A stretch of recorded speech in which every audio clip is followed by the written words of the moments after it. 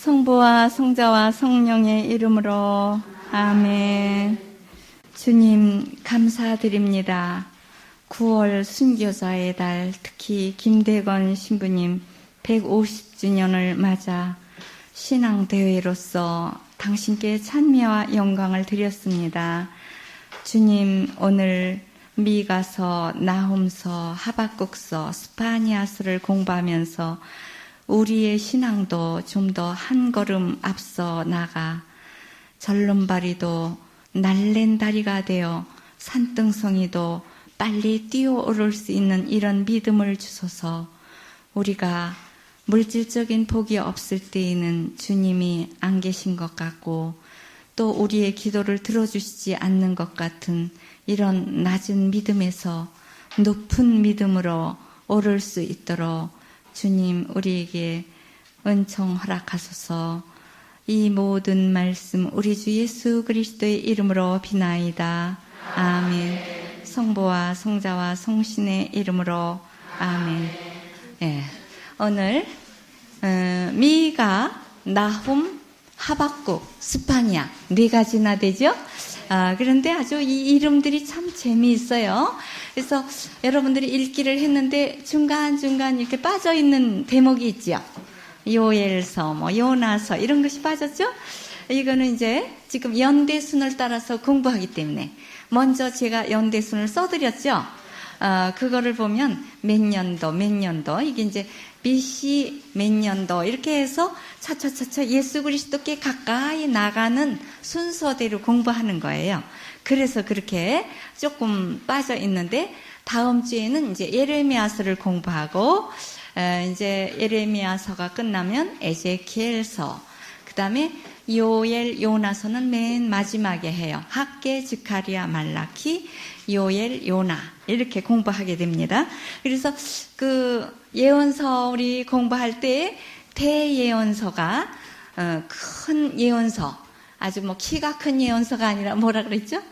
예언서의 부피가 큰 거, 그거를 대예언서라 그래요.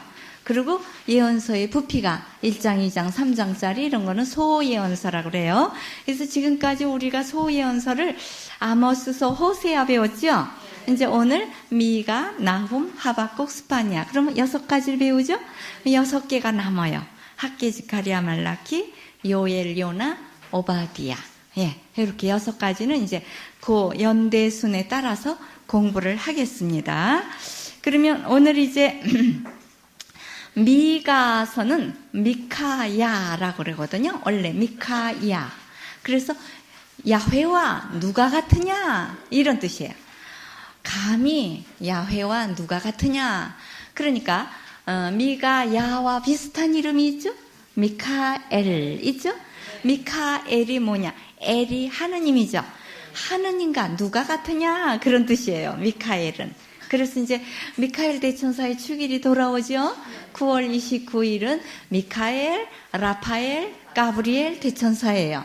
그래서 미카엘 대천사는 아주 사탄을 쫓아낸 천사이거든요. 그렇기 때문에 우리가 이제 집안에 여러 가지 아주 그 사탄이 들어오는 조짐, 불목하고 또 병자가 생기고 여러 가지 어려운 일이 생길 때는 사탄이 살살살 들어오는 거예요. 그러니까 그럴 때 미카엘 대천사에게 기도를 하면 좋지요. 특별히 다른 기도문 길게 하는 것보다 그냥 성 미카엘 대천사요, 우리 가정을 보호해 주소서 이렇게 하면은 되지요. 그리고 또 가브리엘은 무슨 천사예요? 기쁜 소식을 전하는 천사이지요. 그래서 가브리엘 천사에게도 우리 집안에 좀 기쁜 소식이 좀 오게 해 주십시오. 복음이 빨리 다 우리 집안이 다 믿지 않고 절반 믿는데 가브리엘 천사요, 우리 집안 좀 방문해 주십시오. 성모님께 방문했지요. 가브리엘이 또 세례 요한의 어머니 엘리사벳에게도 엘리사벳이 아니라 아버지 즉 가리아에게도 가브리엘이 나타났었죠. 그 다음에 라파엘 대천사는 뭐예요? 라파가 뭐예요? 예, 병자. 예, 라파가 치료다 그랬죠. 예? 치료하시는 하느님 그런 뜻이에요. 가브리엘 그러면 힘의 능력의 하느님 그런 뜻이에요. 가브리엘 엘은 하느님이고 그러니까 권세의 하느님, 능력의 하느님 그런 뜻이에요. 힘, 권세, 라파엘은 치료해 주시는 하느님. 그러니까 병자가 났을 때는 라파엘 천사에게 기도해요. 또 이렇게 여행할 때 도와줬죠. 토비트가 여행할 때 끝까지 데리고 잘 갔다 오고 빚 받을 것도 잘 받게 해주고 그 다음에 또 아버지 약도 가져오게 되죠. 그래서 아버지 소경을 이렇게 치료해요. 내년에 배우죠. 토비트서. 아주 재미있어요. 가정적인 그런 이야기이죠. 가정에 우환이 있지 않습니까? 또 가난이 있어요. 빚 받을 것도 못 받고 이런 경우가 많은데 이제 라파엘 천사에게 기도하세요. 그럼 빚도 잘 받고 그렇게 이제 아주 여행도 잘 끝마칠 수 있고 오히려 빚 받으러 갔다가 목숨을 잃는 경우가 있어요. 그냥 주지도 않고 혹 때려갔다가 혹 붙이고 온다는 식으로 이렇게 그냥 더 그냥 얻어맞아서 그냥 병만 생기는 그런 경우, 또 마음이 그냥 아프게 이렇게 만드는 경우. 그래서 그렇게 해 됩니다. 그럼 미가서는 BC 700년도에 이사야 동시대입니다. 이사야 예언자하고 같은 시대에 예언을 하셨어요. 그래서 이분이 이제 뭐를 주로 얘기했습니까? 남은 자 정신 해보세요. 예, 그러니까 끝까지 남는 자만이 구원을 받으리라. 이사야도 그랬지요. 남는 자, 어디에서 남는 자면 세 가지에서 남아야 된다는 뜻이에요. 어디에서 남아요? 이제 재난에서 거꾸로지는 사람이 많아요. 어떤 병이 온다든가 집안에 어떤 어려운 일이 생기면 그냥 넘어져 버리는 거예요, 신앙이. 그런데 끝까지 충실하고 믿음으로 잘 지켜서 남은 자가 되라. 근데 끝까지 남는 자는 소수래요. 이제 우리가 지금 시대에 사는 게 잘 됐어요. 왜 그러냐면 이 세상 끝날 때가 되면 아주 하느님을 끝까지 믿기가 어렵답니다. 예. 왜냐? 여기저기 그리스도가 나타났다 그러고 막 우리를 혼란시키고 막 전쟁이 일어나고 이러니까 정신이 없어서 하느님도 잊어버리고 도망다니고 이러다 보면 하느님을 안 찾는 경우가 생긴대요. 그래서 소수의 남은 자가 남는다는 거예요. 재난에서 구원해 주시기를 우리가 기도하고, 그 다음에 또 어디에서 구원해요? 예? 끝까지 뭐를 해야 돼요? 끝까지 믿음을 지켜야 되고, 심판날에 구원이 가능하도록 이렇게 하는 것을 우리는 그 남은 자 사상에, 그리고 이스라엘 백성들은 어디에서 돌아와요? 유배에서 돌아오지요. 그러니까 우리가 유배에서 돌아오는 게 우리로서는 뭘까요? 그렇죠. 냉담에서 돌아오는 거예요.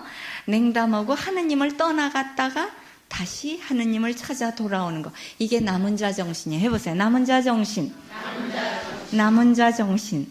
예. 우리 세감성서의 남은 자 정신은 뭐예요? 성탄 때까지 남으셔서, 예, 세감성서 수료증을 받아야 되겠죠. 예, 1학년 수료증을 받았는데, 이제 2학년 수료증도 받아야 되는데, 되게 사람들이 1학년 거만 받고는 그냥 떨어졌다가, 이제 2학년, 3학년을 안 배웠다가, 이제 4학년에 또 나와요. 그래가지고 4학년만 배우고 난 다 배웠다. 시작과 마침이다. 이래요. 물론 그래도 좋지만, 다 먹으면 좋겠죠. 그냥 생선을 한 마리를 통째 다 먹으면 좋은데, 머리의 부분에 조금 먹고, 꼬리 부분 조금 먹고, 그리고 다 먹었다. 그러면 좀 배가 좀 덜 찰 것 같습니다. 그래서 남은 자 정신이고, 미가서에서는 중요한 것이 뭐예요? 예수님이 어디 탄생한다 그래요? 베들레헴. 그러니까 예수님이 오시기 전에 700년 전에, BC 700년 전에 벌써 예수님은 베들레헴에 날 것이다. 그러고 벌써 예언을 했어요. 그게 맞은 거예요. 또 이사야도 남은 자 정신하고 예수 그리스도 메시아 왕국에 대해서 예고했죠. 뭐라 그래요? 처녀가 잉태하여 아들을 낳으리니 그 이름을 임마누엘이라 하리라. 그거 그대로 된 거예요. 마태복음 1장 23절에 나오죠.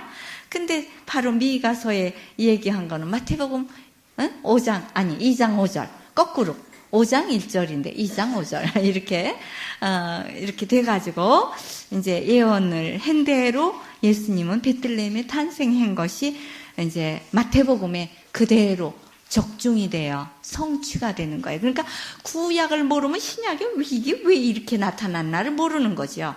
그래서 사람들은 신약만 배우려고 그래요. 신약이 아주 쉬운 줄 알아요. 근데 사실은 신약은 구약의 후편이라고 그랬죠. 구약을 알아야 미가가 700년 전부터 베들레헴에 난다고 해서 베들레헴에 난 거예요. 그리고 처녀가 잉태하여 아들을 낳아서 임마누엘이라고 부른다. 그게 그대로 이사야서 7장 14절에 나왔었죠. 그래, 그것이 이제 저의 그 축일과 같아서 저는 잘 외워요. 이사야 7장 14절. 7월 14일은 저의 생일이고 15일은 보나벤투라 축일이고 본래 14일이 보나벤투라 축일이었는데 그만 하루 밀려가는 바람에 저는 축제가 이틀이 됐어요. 14일 전야제를 하고 그 다음에 이제 15일을 하고 그래요. 그거는 오스메솔이고요. 그 다음에 이제 스파니아가 조금 더 앞서지요. 예, 미가 다음에 스파니아가 이 목록으로 보면 뒤에 있지만 본래 연대순으로는 더 앞서요. BC 640년. 이분이요. 그러니까 미가가 700년대에 예언을 했는데 640년대에 나타났으니까 약 50년이래요. 그러니까 미가가 700년이라 하고 640년이니까 60년 됐잖아요. 그러니까 미가가 이제 한 10년 예언을 했으니까 그 미가야가 예언이 끝나고 50년 동안 침묵이에요. 예언자를 다 죽였어요. 누가? 예, 아주 잘하셨어요. 므낫세 폭정. 여기 써드렸죠? 므낫세가 다 죽인 거예요, 예언자를. 누구도 죽였죠? 이사야. 예, 톱으로 잘라 죽였다 그랬죠. 얼마나 아팠을까요? 예, 김대건 신부님도 8번 만에 목이 떨어졌다지요. 얼마나 아팠을까요? 한 번 칠 때 탁 떨어지면 좋은데 또 떨어지고 이쪽 치고 뒤에 치고 이래서 8번 만에 정말 목이 이렇게 떨어졌다 그래요. 그러는데 정말 이사야는 8번도 더 할 거예요. 그죠? 이렇게 질근질근 이렇게 톱으로 썰었으니 목을 얼마나 이게 힘들었겠어요.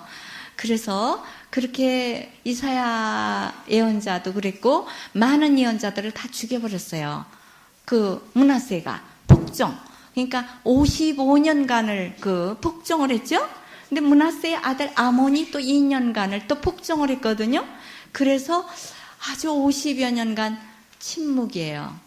예언자의 침묵. 해보세요.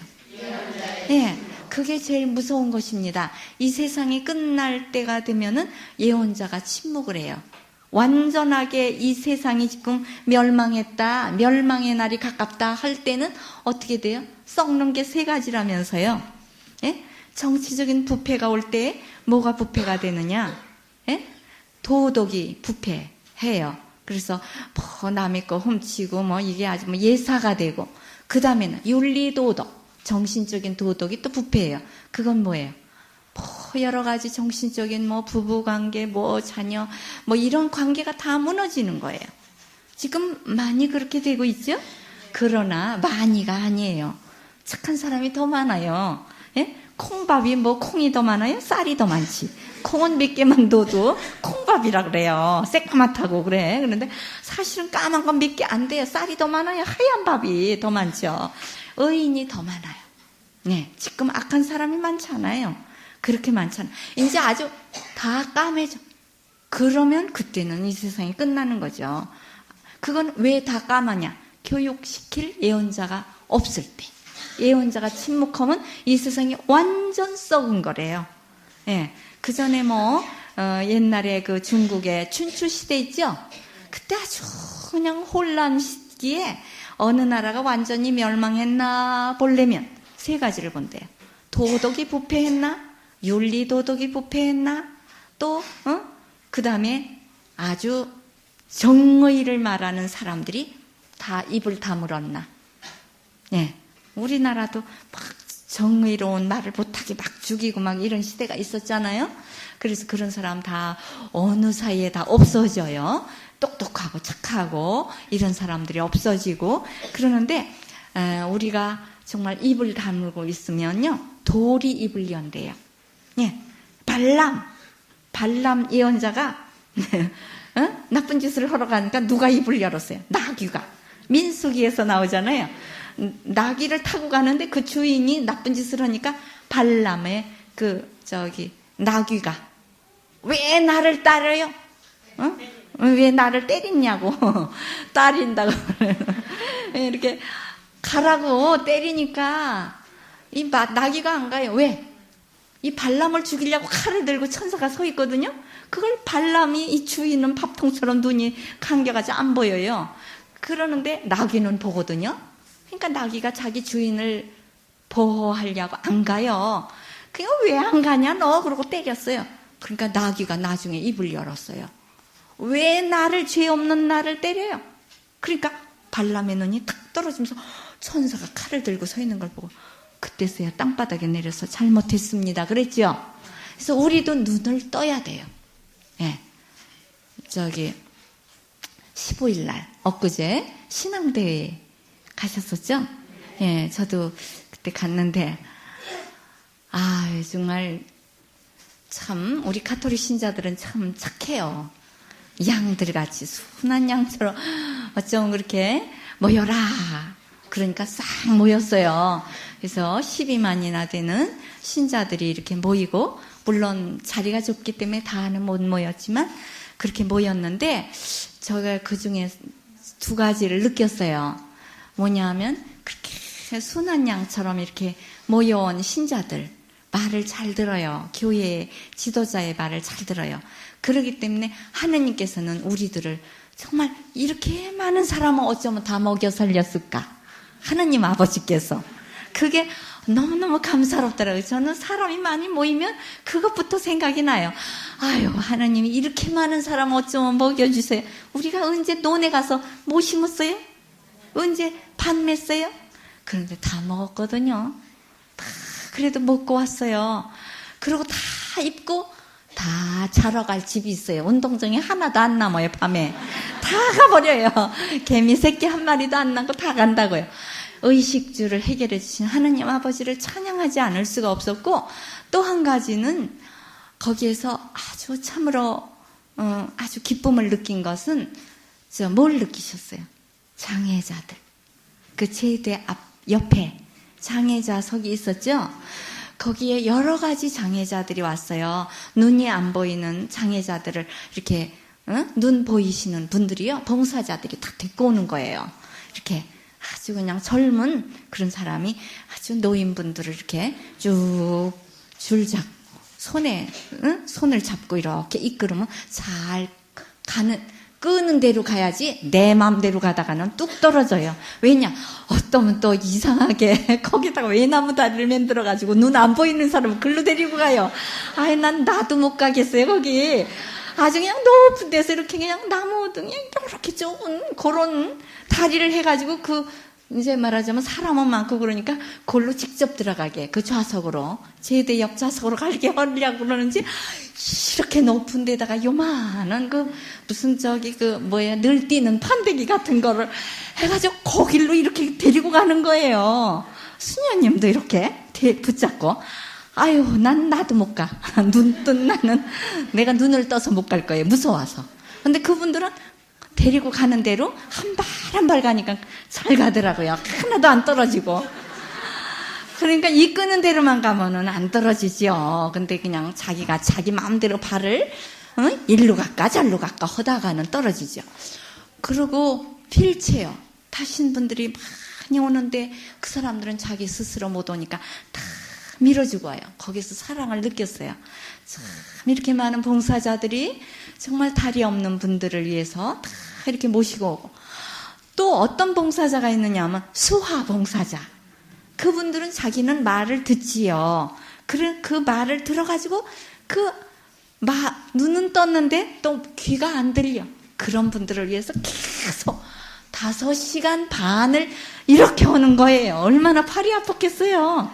세상에 높은 단 위에 올라가서 하느님께서 뭐 오셔서 뭐 이러면서 그거를 그렇게 하는데, 아유, 정말 너무 그분들이 참 사랑이 넘치고 참 이렇게 훌륭하시더라고요. 그 추기경님 강론하시고 그럴 때 그 이렇게 동그란 그 저기 밑에 고개 안에 원 안에서 이렇게 계속 수화로 텔레비에 계속 나오잖아요. 그 남자 수화 봉사자 또 여자 수화 봉사자는 앞에서 뭐 이렇게 음악 뭐 이런 지휘하듯이 그 앞에 서서 미사를 그분 얼굴을 보면서 하는 거예요. 이렇게 하면서 그냥 하는데 정말 너무 아름답더라고요. 예, 물론 연극하시고 또 무용하시고 그러는데 나갈 때 저희는 그 입구에 문 입구에 앉아 있기 때문에 그 김대건 신부님 이렇게 순교하시고 이렇게 시체를 말하자면 이렇게 모시고 가는 거 어깨에다가 미고 가는 거를 봤어요.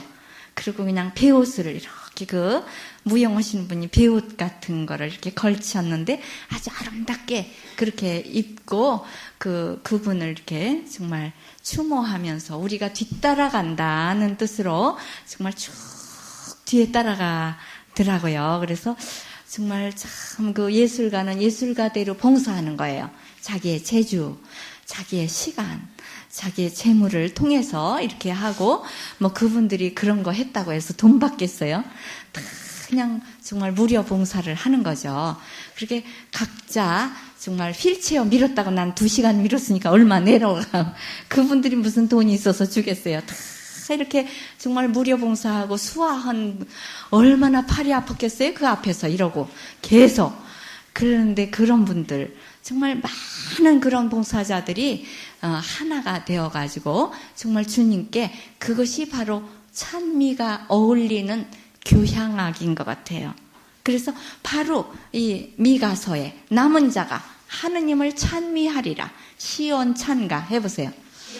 시온 찬가는 예루살렘에서만 찬미하는 게 아니라 지금은 전 세계 어느 곳이든지 없는 곳이 없죠. 하느님이 다 계셔요.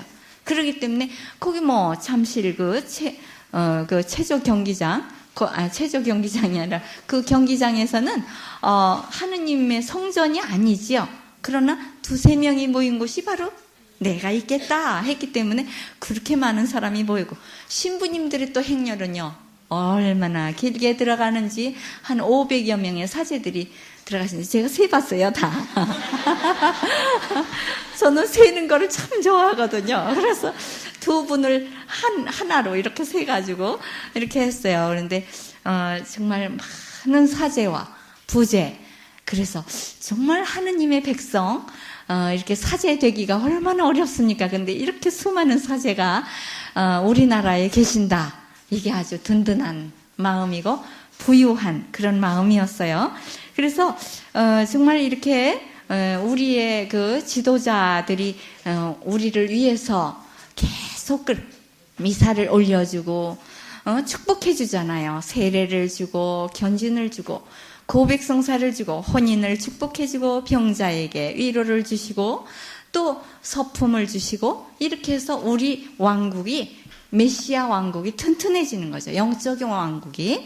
그래서 우리나라가 정말 참 이렇게 축복을 많이 받았구나 이런 거를 생각하면서 굉장히 흐뭇했었습니다.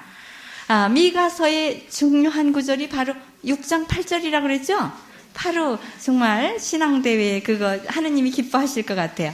야훼께서 무엇을 좋아하시는지 무엇을 원하시는지 들어서 알지 않느냐? 정의를 실천하는 일, 6장 8절이에요. 정의를 실천하는 일, 또 은덕에 보답하는 일, 야훼 이름을 경외하는 자에게는 앞길이 열린다. 해보세요. 앞길이 열린다. 예, 우리 자녀들에게 앞길이 열리라고 저희 어머님께서 이 구절을 항상 편지에 써보내주셔요. 이거 잊어버리지 말라. 야훼께서 좋아하시는 일을 해야 된다. 예? 예, 은덕에 보답하고 정의를 실천하고 야훼 이름을 아주 조심스럽게 그분과 함께 살아가라. 그거죠. 예, 스파니아 하다가 또 미가 하다 막 그러네. 신앙대회로 가가지고. 스파니아는 이제 그 50년 만에 그 입이 열리면서 그 예언을 하게 되면서 뭐를 했느냐면 야훼께서 숨겨주시다. 야훼께서 소중히 간직하시다. 이런 뜻을 가졌어요. 야훼께서 숨겨주셨기 때문에 이 스파니아가 그 므낫세에게 죽임을 당하지 않고 잘 숨어 있다가 하느님이 간직해 주셨어요. 그랬다가 쏙 나타나가지고 므낫세가 죽자 이렇게 야훼의 말씀을 전하게 되었어요. 근데 뭐에 대해서 전했냐면 이분은요, 주님의 날, 그러니까 심판 날을 대비해라. 그래서 어떤 대비를 해요? 아나임을 도와줘라. 우리가 아나임이 되어라. 그랬어요. 지난번 주에도 배웠죠? 아나임, 뭐예요? 아나임, 가난한 자, 또 하느님을 바라보는 자. 해보세요. 네, 아무것도 없어야 하느님을 바라지, 내가 뭐가 두둑하게 많으면 하느님은 안 바란대요. 하느님 없어도 돼요. 나 혼자도 잘 먹고 잘 놀아요. 예, 아이들이 아주 갓난 애기 때는 엄마만 바라봐요. 엄마가 없으면 죽어요. 엄마가 젖주고 씻겨주고 정말 재워주고 이러지만 조금 크면 어때요? 자기가 아주 스스로 큰 줄 알고 엄마 아빠를 떠나서 자기 멋대로 그냥 가출을 하고 속을 새기지요. 그래서 우리는 아나임이 되어야지, 하느님만 바라봐야지 나 혼자도 살 수 있다 그러면 안 되는 거죠. 그래서 하느님을 떠나지 않고 하느님 곁에서 하느님을 바라보는 자가 되라. 그거에 대해서 얘기했어요. 아주 겸손한 사람이 되어라. 예, 그리고 시온의 찬가, 항상 모든 예언자들은 시온의 찬가를 부르라고 그러죠. 늘 하느님을 찬미하라. 그죠? 그 다음에 나훔서는 야훼가 위로하시다. 이런 뜻이에요. 근데 이 나훔은 조금 좀 이상한 예언자인 것 같아요. BC 620년에 활동을 했는데요. 이분은 뭘 예언했어요? 예언 메시지가 딱 한 가지예요. 뭐예요? 니느웨는 멸망하리라. 그거예요. 니느웨가 어디의 도시에? 아시리아의 수도지요. 아시리아는 적이지요. 이스라엘 백성들을 아시리아로 포로로 끌어갔지요. 그래서 니느웨를 저주하는 거예요. 그러니까 우리로 말하자면 도교가 멸망해라. 이렇게 예언하면은 그 바로 니느웨가 멸망하라. 이러면서 예언하는 것과 같아요. 그래서 우리도 좀 일본 사람들을 저주하죠. 왜? 36년은 우리를 못 살게 굴고 얼마나 뭐예요? 못된 짓을 많이 했어요. 소녀들을 끌어다가 그 위안부로 또 탄광으로 또 남자들을 끌어가고 여자들을 끌어가서 위안부로 쓰다가 그 사람이 더 병이 들어서 더 이상 일을 못할 때, 말하자면 위안부 노릇을 못할 때는 끌어다가 생체 실험을 했대요. 산 사람한테다가 병균을 넣어줬다 빼줬다가 막 칼로 자르고 수술하고 이렇게 실험을 했다는 거예요. 생체 실험. 마르타 실험 도구를 그냥 이렇게 토끼나 이런 걸로 하잖아요. 백쥐. 그런데 사람으로, 우리 한국 사람 여자들을 끌어다가 그렇게 했다는 거예요. 그래서 이거는 아주 잔인 무도예요. 그래서 그냥 저도 그랬어요. 일본은 그냥 아주 퐁당 바닷속에 빠져버려라. 저도 그랬어요. 그랬는데 그렇게 하면은 예수 그리스도의 정신과 어긋나지요. 이건 구약시대니까, 이 나훔은 구약시대니까 멸망하라 그렇게 했지만 우리는 신약시대에 살기 때문에 예수님 뭐라 그랬죠? 원수를 사랑하고 왼뺨을 치면 오른뺨도 쳐도 된다. 그렇게 해야지 되는데 우리가 그냥 일본 사람 퐁당 망해라 그러면 퐁당 망할 줄 알아요? 얼마나 야가 빠진대. 퐁당 바다에 빠지기 전에 전부 기어 올라온대요. 이 조선으로. 그리고 조선 사람 어리석으니까 다 빠뜨리고.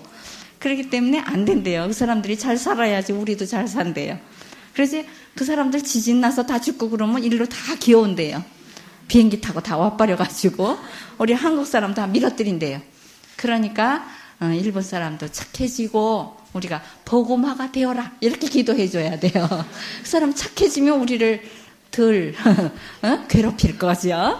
착해지면. 그래서 정말 그 니느웨 멸망을 예고를 한 것 같이 정말 뭐라 그랬냐면 아주 이스라엘은 승리하고 니느웨는 멸망하라. 이제 다음에 또 하나 나와요.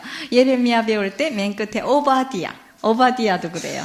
예, 그래서 이렇게 적을 저주하는 예언을 또 해요. 구약이 그러니까 미완성이에요. 신약을 배워야 완성이에요. 예, 구약에서는 이렇게 좀 미완성 작품이 나옵니다. 그러면 이제 하박국이 남았죠? 예, 이 하박국은 어떤 예언자였냐면 그 이름이 참 재밌어요. 호박국. 예, 호박죽. 이렇게 생각을 하면 돼요. 이 하박국 예언자는 아주 그 뜻도 아름다워요. 포옹하는 사람. 이렇게 안아주는 거예요. 그리고 위로자. 이런 뜻을 가졌어요. 그리고 기운을 돋워주는 자. 다른 사람에게 기를 넣어주는 거예요. 막 그 사람을 막 칭찬해서 기운을 북돋아주는 그런 사람이래요.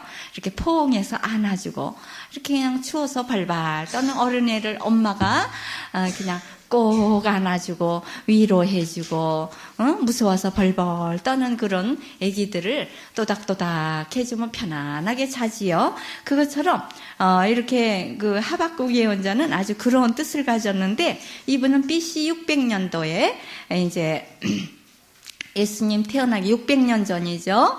그래서 뭐를 얘기했냐면 이분은 아주 그냥 기가 막힌 완성, 그러니까 거의 신약과 가까운 그런 예언을 하신 분이에요. 예수 그리스도의 말씀과 거의 비슷한 말을 했는데, 마지막 승리자에 대해서, 예, 마지막 승리자를 어디서 예언하죠?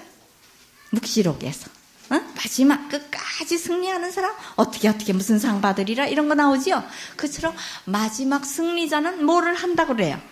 기뻐 뛴대요. 그러니까 다리 아팠던 절름발이 이런 사람들도 다 일어나리라, 이런 뜻이에요.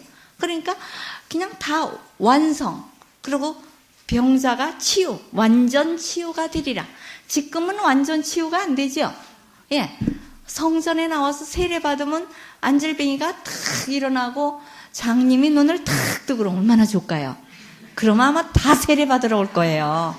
나병 환자가 깨끗하게 되고, 그리고 그냥 얼굴이 미었던 사람이 그냥 이뻐지고, 하느님의 아들, 딸이니까 미인이 되고 미남이 되고, 그러면 성전이 터져버릴 거예요, 지금. 근데 지금은 영적 치유를 막 받고 육적 치유는 아직 미완성이죠. 예, 예수님이 구원의 사업을 완성시켰지만 아직은 덜 완성이 되었죠. 뭐냐? 죽는 날 우리가 구원을 확정이 되는 거예요. 왜냐? 언제 어느 때 내가 또 배신을 할지도 모르기 때문에. 그렇지요. 그런데 이제 개신교에서는 그거를 그냥 확정을 지금 지어주는 거예요. 교회에 나오고 주여 주여 입으로 예수님만 부르면 그때 구원됐다, 그러는 거예요. 그러나 성경에 뭐라고 나와 있죠? 마태복음 7장 21절은 주여 주여 하는 자마다 다 하느님 나라에 들어가는 것이 아니라 하느님의 뜻을 실천하는 자. 근데 우리는 뜻을 실천했다가 안 했다가 했다가 안 했다가 변덕이거든요. 우리가 변덕이 있어서 죽는 날에서야 완성이 되는 거예요. 그러는데 그래도 우리는 표를 받은 거죠. 세례를 받았기 때문에. 그러나 우리가 끝까지 그 세례를 받은 그거에 대한 정말 감사, 찬미가를 계속 읊어야 돼요. 그래서 여기에서는 영적 축복 해보세요. 영적 축복. 변화 신앙. 예, 매일매일 우리는 자라나야 돼요. 변화돼서 자라나는 신앙이 돼야지 그냥 그 자리에 세례받은 그 모습 그대로 더 이상 알려고도 들지 않고 착한 일을 하지도 않고 그러면 안 되죠. 예, 김산식님께서 그러셨죠. 보석으로. 예, 공동 고백할 때 보석으로 2가지를 줬죠. 보석을. 뭐 하라 그래요? 선행을 하라. 또 한 가지는 쓰레기를 다 가져가라. 예, 그리고 우리 카톨릭 신자의 뒤끝은 깨끗하대요. 그래서 정말 종이 한 장 없이, 왜냐하면 보석이 남으면 안 되니까 다 집어. 그래 이제 다른 사람들 개신교나 또 다른 사람들이 모인 후에는 뭐가 많대요. 그런데 우리 가톨릭 신자 후에는 아무것도 없대지요. 왜냐? 보석을 다 해놔. 이래 아주 순종을 잘하니까 아주 그냥 양같이 말을 잘 들어요. 그래서 아주 전부 종이 하나도 남지 않고, 그리고 먹을 거 가져오지 말고, 정말 미사할 텐데 어떻게 뭘 먹습니까? 그러니까 아무것도 안 먹고 있다가 정말 집에 와서 오후 3시 반에 이제 도착을 했어요. 그래서 그때 이제 점심 식사를 하게 되었는데 죽기 직전이었죠. 그래서 제가 벌 받았어요. 왜냐하면은 한꺼번에 밀려 나오면 참 또 힘들잖아요. 그런 또 휠체어 먼저 또 퇴장시켜줘야 되고, 그럼 언제 나올지도 모르고 전철도 빨리 못할 것 같아요. 그래서 강복도 안 받고 영성치하고 나왔죠. 이제 화장실이 급하니까 거기에 둘러서 와버렸죠. 그랬더니 그래서 더 많이 간 거예요. 그래서 도로 돌아와가지고 강복 받고 나온 사람은 같이 왔어요. 우리 수녀님들이 같이 들어오게 됐어요. 그래서 먼저 나간데 왜 인제 오니? 그래서 벌 받았어요. 이거 아주 체험이라고요. 아주 조금 약어가지고 먼저 나가려고 그러다가 먼저 나가는 사람은 꼭 넘어지든지 뭐가 있더라고요. 예, 그래서 멀리 다른 정거장에 가서 내려서 또 다시 타고 와가지고 또 다시 이렇게 하느라고 왔다 갔다 하다가 오니까 뭐 똑같이 왔죠. 그래서 아주 야근 꾀를 부리면 안 된다. 그래서 또 체험했어요. 그래서 다들 이제 보따리 나중에 같이 싸세요. 그냥 먼저 싸가지고 가려고 그러는 분은 꼭 넘어진다고요. 그래서 이게 뭐냐? 테오파니예요. 해보세요. 테오파니 해보세요. 테오가 하느님이죠. 파니는 얼굴이에요. 테오파니 신앙을 가지려는 거예요. 해보세요. 테오파니 신앙. 하느님의 얼굴을 볼 때까지 그런 신앙을 가져야지, 하느님 얼굴 안 봐도 대강 됐다 그러고 끝나면 안 된다는 거죠. 그래서 테오파니 신앙을 가져라. 하박국에서는 아주 이 물질적인 축복으로 만족할 것이 아니라 무화과는 열리지 않고 외양간은 소가 다 도망가 버렸지만 나는 기뻐 뛰리라. 왜? 테오파니, 하느님의 얼굴을 봤기 때문에 더 이상 다른 축복이 필요가 없다 그거예요. 그런 영적 축복으로 한 걸음 높아가야 되는데 우리는 물질 축복에서 머물러. 그러면은 안 되지요. 그래서 조금 이제 밥 좀 먼저 먹으려고 그랬다가 영적 축복을 못 받아서 왔다 갔다 하죠. 그렇게 모세가 테오파니 신앙이지요.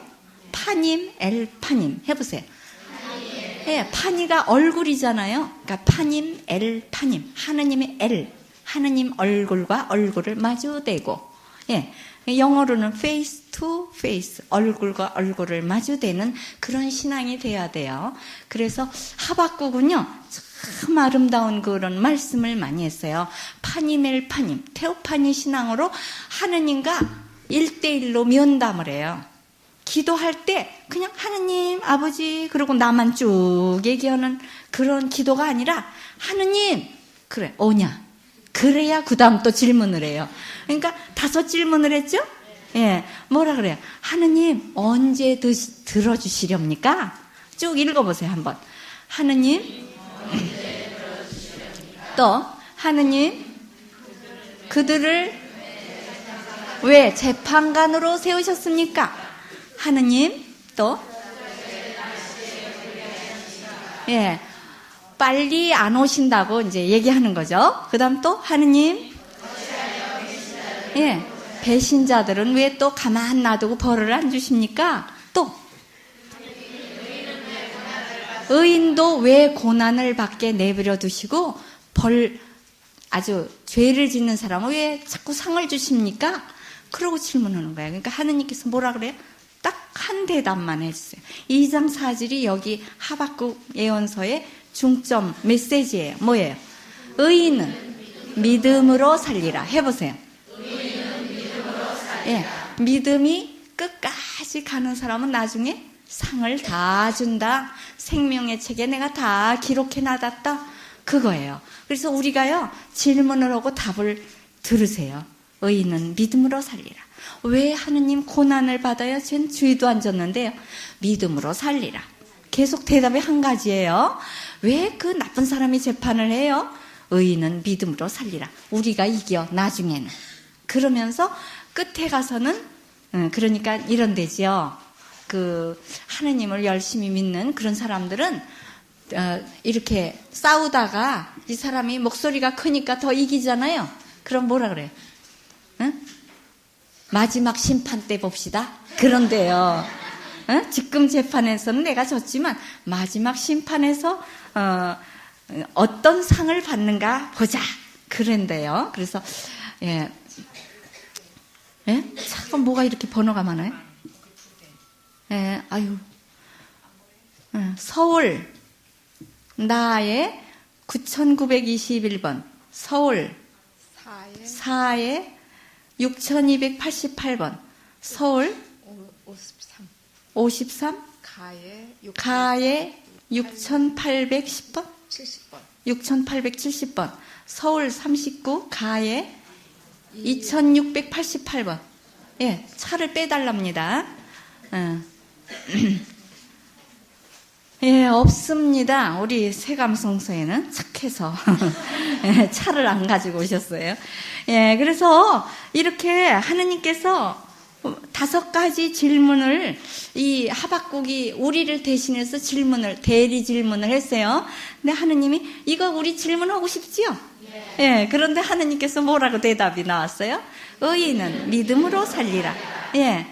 하느님이 뒤에 보자는 말이 별로 좋은 거는 아니지만 하느님께서 뒤에 내가 다 갚아주리라. 의인은 믿음으로 승리한다. 나중에 이긴다. 그러면서 끝에 얘기해 주셨어요. 그리고 또 5가지 화에 대해서 얘기했죠. 무슨 화에 대해서 얘기했느냐 하면 5가지 화를 입으리라. 거기 성경에 나오죠. 부를 모으는 자는 화를 입으리라. 털릴 날이 있으리라. 부자들 도둑놈이 다 가져갈 날이 있으리라. 그 말이죠. 2번째로 등쳐먹는 자 화를 입으리라. 원수를 갚으니까 이제 원수들이 다시 와서 다 가져가리라. 그 다음에 3번째로 피 빨아먹는 자 이 사람들은 야훼 영광이 오면은 그때는 이 사람들은 죽는 날이지요. 그 다음에 4번째로 술 먹고 알몸을 내놓는 그런 사람들은 야훼 오른손의 잔을 받으리라. 그러니까 정의의 그 심판을 받으리라. 5째로 우상 숭배를 하는 자 하느님 앞에 잠잠해요. 그때는 이제 하느님 앞에서 찬미도 못 드리고 이제는 꼼짝 못하고 벌 받는 곳으로 가리라. 이런 뜻입니다. 그래서 이 하박국에서 아주 우리를 좀 속 시원하게 해준 것 같아요. 그리고 우리 집안에 좀 외양간에 소도 없고 무화과는 열리지도 않고 그랬어도 우리가 어떻게 해야 돼요? 기뻐하며 뛰고 찬미를 드려야 돼요. 계속해서 찬미를 드리면 나중에 의인이 믿음으로 살리라. 승리하리라. 이런 뜻이 됩니다. 그럼 짝성경 보겠어요? 다음 주에 읽어오실 부분은 예레미야서 1장에서 10장까지 읽어오세요. 짝성경은 미가서 5장 1절. 베들레헴을 예언했지요? 앞으로 베들레헴에서 우리를 다스릴 자가 나리라. 그랬죠? 마태복음 2장 5절에 베들레헴에서 작은 거울이 아니다. 그랬죠? 영도자 예수님이 탄생했어요. 하박국 2장 4절 의인은 믿음으로 살리라. 그랬죠? 로마서 4장 3절에 믿음을 가진 사람은 하느님이 의인으로 인정하리라. 믿음, 의인, 믿음. 똑같은 말이죠. 그러면은 이제 짝성경 읽어보겠습니다. 미가 5장 1절. 그러나 에브라다 지방 베들레헴아 나는 비록 유다 부족들 가운데서 보잘것없으나 나 대신 이스라엘을 다스릴 자 너에게서 난다.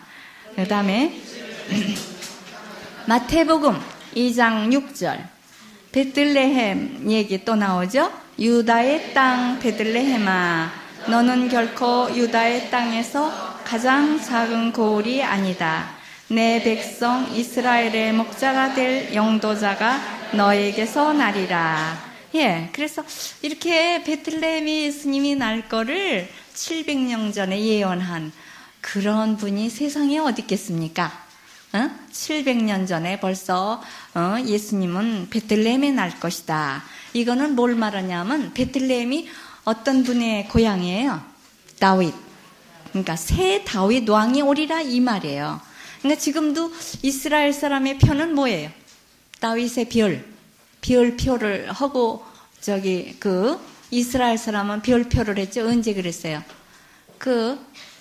나치 히틀러가 별표를 달아주고 별표 한 사람 다 수용소로 보냈잖아요. 그래가 가스실에 넣어서 정말 700~800만을 죽였다 그러죠. 그래서 독일 사람들은 굉장히 그걸 부끄러워해요. 그러는데 그 사람들은 그래도 크리스찬 정신을 가졌기 때문에 부끄러워하고 그거를 갚기 위해서 전 세계 가난한 나라에 얼마나 많이 도와줬는지 몰라요. NCWC를 통해서 또 뭐 여러 가지 그런 밀가루 우리도 굉장히 많이 받아 먹었어요. 공장도 세워주고 학교도 세워주고 전쟁에서 져가지고 그 보상을 다 했어요. 일본은 안 했죠. 정말 일본은 좀 두고 봐야 될 것 같아요. 왜냐? 그렇게 아주 얌체같이 쏙쏙 빠져나가고. 왜냐? 그 사람들이 교만해요. 뭐냐 하면 경제 대국이기 때문에. 그런데 그건 하느님이 축복 주셨기 때문에 그래요. 그들이 왜 그렇게 악랄한데도 그렇게 축복을 받는가? 하느님께서 한꺼번에 주려고 그러는 건지 모르겠어요. 그래서 두고 봐야 된다고. 왜냐? 독일은 얼마나 축복받았어요. 동서로 나눴는데 다 지금 이렇게 통일됐지요. 지금은 오히려 동서 통일된 거를 아주 정말 혼란 시기예요. 한동안은 혼란하잖아요. 한 10년간은 혼란하지요. 뭐든지 어려움이 있어요. 초기에는. 그러나 부강해지죠. 왜냐? 땅을 놀리는 데가 없고 사람을 어떤 사람은 놀고 어떤 사람은 일하고가 아니라 다 일하면 부강해지잖아요. 그런데 일본은 자기네들이 경제대국이 됐다고 해서 아주 우리 한국의 그 위안부 뭐 이런 거 탄광에 데려가고 이런 거에 대해서 보상 안 하고 우린 다 보상했다.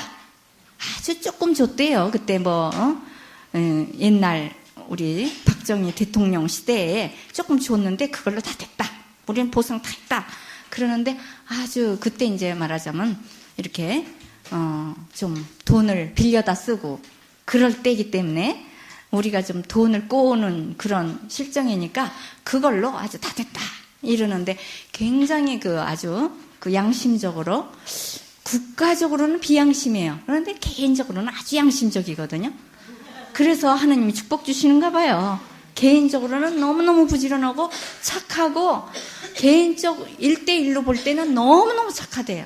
수녀님들이 그냥 얼굴을 못 든대요. 일본 수녀님들을 오시면 한국 수녀님만 나오면 부끄러워서 우리는 너무 부끄러워요. 그냥 정말 참 너무 잘못했어요. 그리고 개인적으로는 많이 도와줬어요.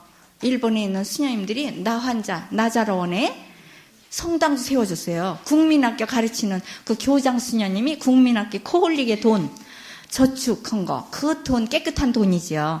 그 돈 사먹고 싶은 돈을 다 모아가지고 성당 세워줬어요. 굉장히 아름답게. 그럼 조금 갚아요. 개인적으로는. 막 수녀님들 오면은 막 잘못했다 그러고 막 용서 빌고 그래. 대주교님도 우리 주교님한테 막 참 잘못했다 그러고 이렇게 용서 빌거든요. 그런데 국가 대 국가로만 있으면 그 사람들은 좀 이상해지거든요. 우리는 단체가 잘 안 되고 거기는 개인이 그 단체가 너무 잘 돼서 좀 말썽이 너무 아주 국가주의를 가져요. 좀 우리는 좀 개인주의를 가지고 그래 이제 또 어디 또 딴 데로 가버렸네. 하박국 해야지요. 하박국 2장 4절 읽어보세요. 의인 멋대로 설치지 말아라. 여기 나오네. 그런 사람을 옳게 여기지 않는다. 그러나 의로운 사람은 그의 신실함으로써 살리라. 이게 하느님 대답이니까 절대 이거는 없어지지 않아요. 또 로마서 4장 3절 성서에 아브라함은 하느님을 믿었고 하느님께서는 그의 믿음을 보시고 그를 올바른 사람으로 인정해 주셨다. 예, 믿음을 가지었기 때문에 의인으로 인정해 줬죠? 우리는 이제 믿음을 가졌기 때문에 하느님이 의인으로 인정해 주는데 믿음을 가진 응답을 해야 된다는 거예요. 믿음의 응답이 뭐예요? 하느님을 찬미하고 선행을 행해야죠. 하느님의 자녀답게. 하느님은 막 우리에게 막 공짜로 주잖아요. 생명도 공짜로 주고 집도 주고 옷도 주고 뭐 다 주죠. 햇빛도 공짜로 주고 물도 주고 그러는데 우리도 다른 사람에게 뭔가 베풀어야 돼요. 안 베풀고 그냥 내 거는 내 거, 네 거는 네 거. 아니 놀부는 내 거는 내 거, 네 것도 내 거 이러거든요. 그게 문제예요.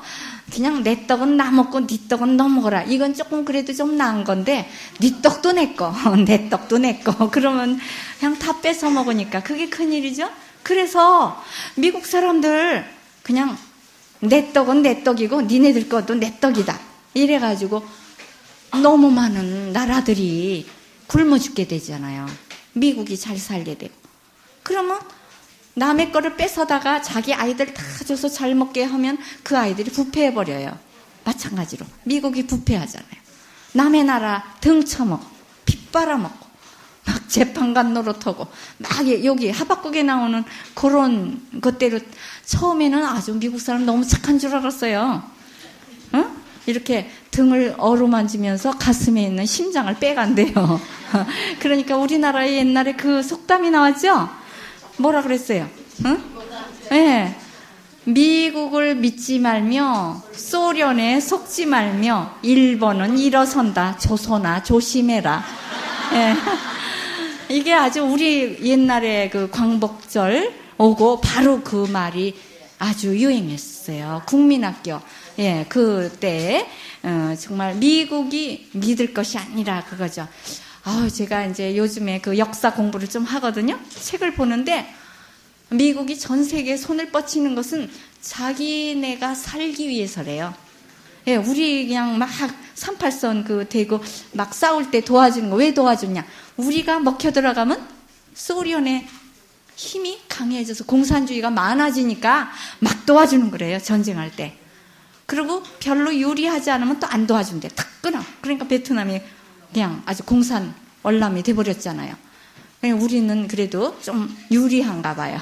그래가지고 우리가 먹히면 일본도 먹히게 되고 이러니까 일본도 전적으로 우리를 밀어주는 거예요. 우리가 잘 살고 그래야만 자기네가 튼튼하니까. 이게 서로 자기를 위해서 그렇게 한답니다. 그걸 모르고 아주 훌륭한 사람들이구나. 이렇게 좀 밥통이면 모르는 거죠. 하나만 알고 둘은 모르는 거죠. 그럼 오늘의 예화는 정말 우리 이 하박국서에서 뭐가 나오지요? 그 전론바리들도 날쌘 다리가 되리라 그랬는데 오늘은 이거 시를 하나 읽어드리겠어요. 교통사고로 인해서 제가 국립재활원에 이제 매주 수요일마다 저녁에 가서 성서 강의를 해주거든요. 그러는데 그분들이 다 휠체어 타고 이렇게 나오시고 그러는데 그분들 중에서 정말 교통사고로 인해서 그렇게 됐대요. 그런데 보니까 신앙대회도 왔더라고요. 여기 국립재활원에서. 근데 그분이 써가지고 저에게 줬어요. 인생 이렇게 했는데 김덕중이라는 분이 썼어요. 흙에서 나서 이 세상의 모진 풍파 헤치고 희노애락을 느끼며 스쳐가는 삶이 인생. 두 주먹을 굳게 쥐고 무엇인가를 이루고 싶은 욕망으로 사랑을 실천하며 믿음으로 활기차고 기쁘게 살아가는 것이 참된 인생이요. 아무런 의미 없이 고통과 슬픔에 허덕이며 시류와 절망으로 포기하는 삶은 아무런 의미가 없는 무의미한 인생입니다. 우리 모두 무의미한 인생을 살지 않고 하루하루를 뜻있게 계획성 있는 삶을 이루어 참된 인생을 그랬어요. 그래서 참 이분들이 아주 신앙을 알았기 때문에 절망하지 않고 정말 컴퓨터를 배워요. 그래가지고 여러분들이 이제 저기 추석이고 그러니까 추석 지내시고 10월 말까지 글을 좀 써내세요. 이분들도 이렇게 시를 써내는데 책을 찍어주겠다고 그랬어요. 컴퓨터로. 자기가 여기 와서 컴퓨터를 공부한대요. 이제 성탄 때까지 배우면 졸업을 한답니다. 그래서 제가 우리 성서반 그 책을 찍어야 되는데 그랬더니 제가 찍어드리겠습니다.